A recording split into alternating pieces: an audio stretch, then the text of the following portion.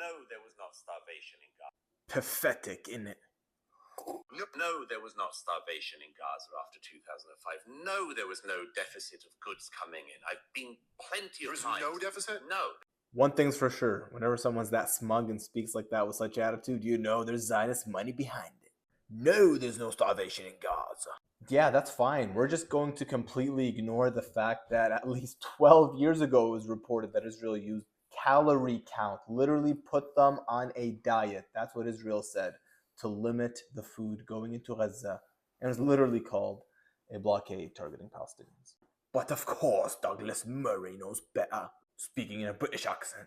Analysis of this, and they said that it was a 40% your own analysis. Hold on, you gotta stop interrupting and let him finish. I will.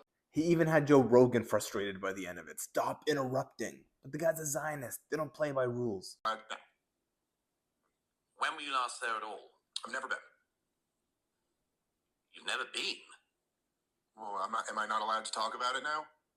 Have you ever been to Nazi Germany? Are you allowed to have feelings about them? You can't time travel, but you can. Right. But you can travel. Okay, but so what? So what's the point? Like, no, okay. I find that lots of people have been there and agree with me, and lots of people have been there and agree with you. Yeah, but so if I don't you're know going to spend a year and a half talking about a place, you should at least do the courtesy of visiting it. All right.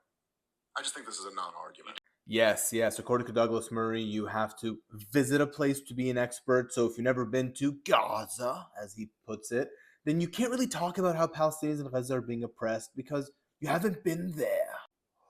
Like, as if Gaza is a tourist destination that you can just walk to. As if it's not like, occupied, fenced off, under a literal siege, a blockade by land, sea, and air, whereby even international journalists and investigators are not allowed in to witness the horrors taking place and report on it. But yes, Douglas Murray, tell us how you've never been to Gaza, then you can't speak on it. Pathetic, innit? All the people who say that Gaza was a concentration camp. And you probably think that too. Am I right? I mean, again, literally a concentration camp. It shares a lot of similarities, I would think. Wow. Well, as I say, you can't time travel back to the Nazi era. Let's go back to the blockade. To the Middle East and actually visit it. Okay, it's not hard the world. To do. Yeah, Douglas, I wonder who also called Gaza a concentration camp, an open-air prison. Oh, former British Prime Minister David Cameron literally called the blockade, turning Gaza into a prison camp.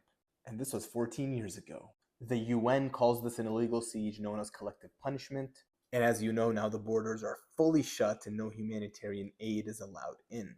Also quite literally illegal, especially for an occupier. And let's not mention the countless Holocaust survivors who draw parallels between what's happening in Gaza and the Holocaust.